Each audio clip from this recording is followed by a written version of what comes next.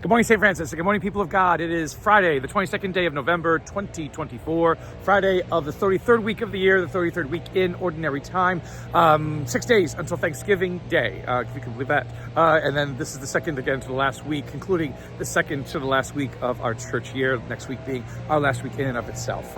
In addition to being the Friday of the 33rd week of the year, this is also the memorial of Saint Cecelia, patroness of all musical arts, of all singers, songwriters, all kinds of things like that. Who was she? Well, we don't really know. But according to the legend that we have, her name appears among the saints in Eucharistic Prayer 1 that can be prayed at the Mass, very long prayer. But she's listed because she's one of the patrons of the city of Rome.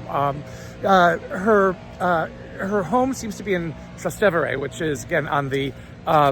if you're looking at Rome, it's a map of Rome. It's on the western side. Yeah, it's on the western side of the city, across the Tiber River, hence the name Trastevere.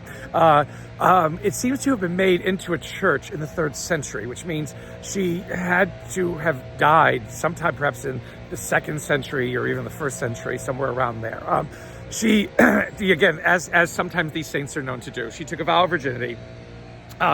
Again, why is not clear. So again, this is where, again, some of the medieval understandings of sainthood get placed upon the ancient world's understanding of things.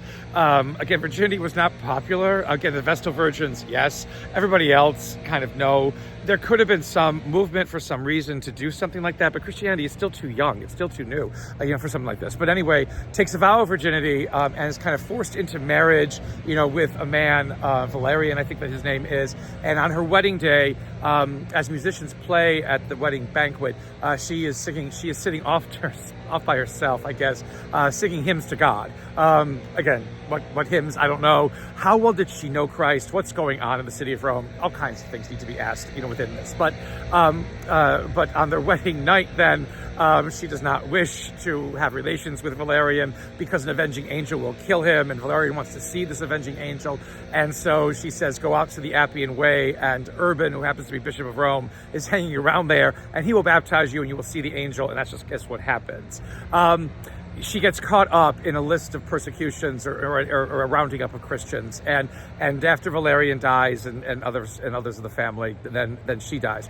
Again, her martyrdom is that she was beheaded. They tried to do it 3 times and it wouldn't go through. So I don't know what her neck was, and she lived, and so she lived a little bit more. And she asks she asked Pope Urban to make her house into a church, and that's how the house becomes a church. And her house, and it's there. It's, as we say, it rests upon an ancient Roman house, the Church of Saint Cecelia in Trastevere. You can see it, and it's a very beautiful church. But is it really her house or whatever it is? But there's an ancient Roman house beneath it. So all these kinds of things, go into Saint Cecilia's life, and within it, she is the patroness of musicians and music, which is wonderful as we move towards the conclusion of this church year to think about that. The reading from Revelation, again, a small scroll that needs to be eaten by John, and again, why? Because it's a scroll of prophecy. As the angels say to him, when you eat the scroll, it will taste like honey, but then turn sour in your stomach. And why? Because the scroll promises God's eventual victory in something small. Yes, again, important to notice all of the imagery. God works in small ways, not always in great ways, but there will be a time of persecution, a time of difficulty before that victory is laid, is laid before us. And again, to the churches that John is writing with this revelation, again, they are facing persecutions, and so it's a letter. It's a part of the letter that is trying to tell the people not to give up, not to despair, not to fall into hopelessness, because God's victory is assured, as it always is. And again, this is something that we have to again begin to think about and reflect upon, particularly in our own day, with every kind of issue and difficulty that we're experiencing.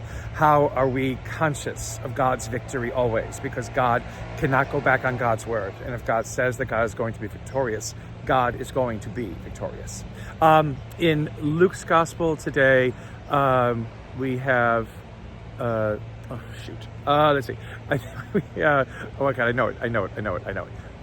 It is the,